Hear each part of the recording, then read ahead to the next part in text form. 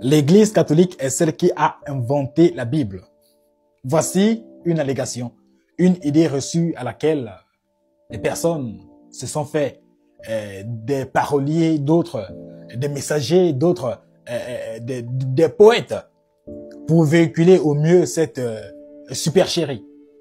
On ne peut escamoter les constatations historiques. C'est quasi impossible.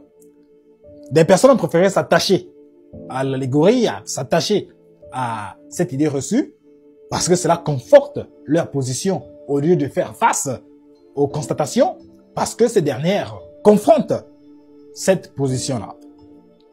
La chose est que, et ces personnes vont aller jusqu'à dire que ça l'an 325 que cela a vu le jour. Mais j'ai constaté que les personnes qui vont dire que non, dans les églises, les gens écoutent comme des moutons.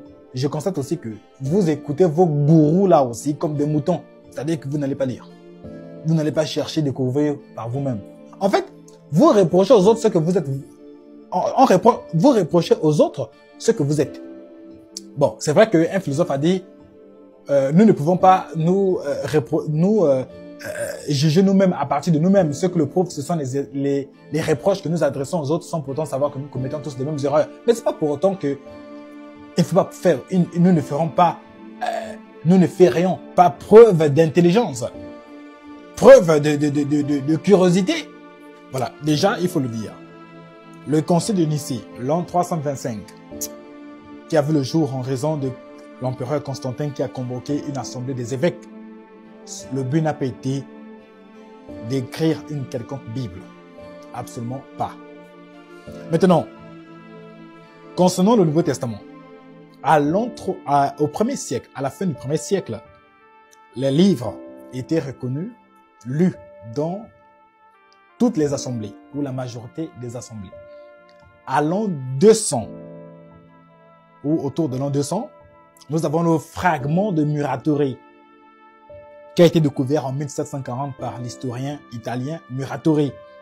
Ce fragment-là, il rend témoignage des livres qui étaient véhiculés dans les assemblées d'Orient.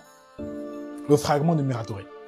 Ensuite, l'an 230, nous avons Origène dans ses écrits. Ces écrits vont révéler les livres qui sont acceptés. Il y avait des livres reçus et des livres en discussion. Il y avait 5 livres en discussion sur les 27 livres du Nouveau Testament.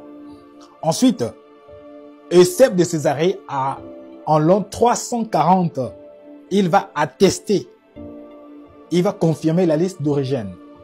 À l'an 367, nous avons Athanas dans sa lettre de Pâques, qui lui, pour la première fois, dans sa lettre de Pâques, nous aurons les 27 livres du Nouveau Testament à l'an 367. Ensuite, nous aurons 3 conciles. Un concile d'Hippone à l'an 393 et les 2 conciles de Carthage, l'an 397 et 419. Et ces 2 conciles de Carthage, c'est à partir de ces conciles que l'on va promouvoir les listes qui avaient déjà été attestées depuis longtemps par les pères de l'Église. Maintenant, qu'est-ce que les personnes viennent dire? Que c'est à l'an 325, il y a eu ceci, il y a eu cela. Franchement, souvent, faire preuve de malhonnêteté intellectuelle, c'est pas bon, quoi. Ça fait pas évoluer la discussion. Voilà. Ça fait pas évoluer la discussion.